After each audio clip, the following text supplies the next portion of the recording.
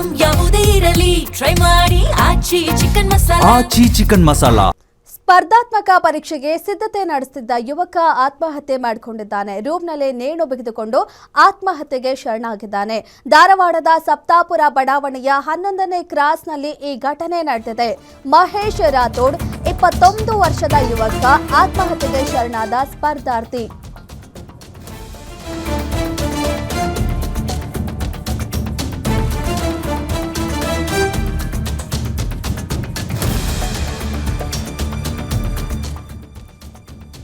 ಧಾರವಾಡದ ಸಪ್ತಾಪುರ ಬಡಾವಣೆಯ 11ನೇ ಕ್ರಾಸ್ನಲ್ಲಿ ಒಂದು ಘಟನೆ ನಡೆದಿದೆ. ಸ್ಪರ್ಧಾತ್ಮಕ ಪರೀಕ್ಷೆಗೆ ಸಿದ್ಧತೆ ನಡೆಸುತ್ತಿದ್ದ ಯುವಕ ಆತ್ಮಹತ್ಯೆಗೆ ಶರಣಾಗಿದ್ದಾನೆ.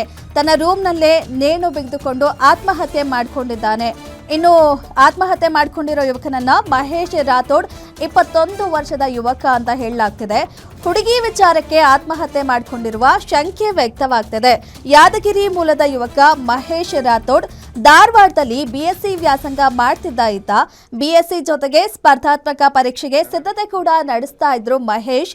ಸ್ಥಳಕ್ಕೆ ಧಾರವಾಡ ಉಪನಗರ ಪೊಲೀಸರು ಭೇಟಿ ನೀಡಿ ಪರಿಶೀಲನೆ ನಡೆಸ್ತಾ ಇದ್ದಾರೆ.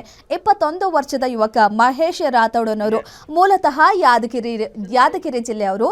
ಧಾರವಾಡದಲ್ಲಿ ಬಿಎಸ್ಸಿ ಓದ್ತಾ ಜೊತೆಗೆ ಸ್ಪರ್ಧಾತ್ಮಕ ಪರೀಕ್ಷೆಗೆ ಕೂಡ ಪ್ರಿಪೇರ್ ಆಗ್ತಾ ಇದ್ರು.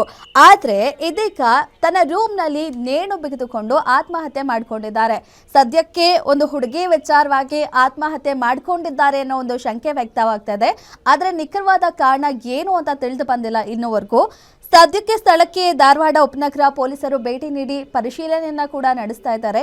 ಇನ್ನೂ ಕೂಡ ತುಂಬಾ ಚಿಕ್ಕ ವಯಸ್ಸು, ಬಿಎಸ್ಸಿ ಓದ್ತಾ ಇದ್ದಾರೆ, ಜೊತೆಗೆ ಸ್ಪರ್ಧಾತ್ಮಕ ಪರೀಕ್ಷೆಗೂ ಕೂಡ ಸಿದ್ಧತೆ ನಡೆಸ್ತಾ ಇದ್ರು. ಆದ್ರೆ ಒಂದು ಹುಡುಗಿ ವಿಚಾರಕ್ಕೆ ಇದೀಗ ಆತ್ಮಹತ್ಯೆ ಮಾಡಿಕೊಂಡಿದ್ದಾರೆ ಮಹೇಶ್ ರಾಥೋಡ್ ಅನ್ನೋನು 21 ವರ್ಷದ ಯುವಕ.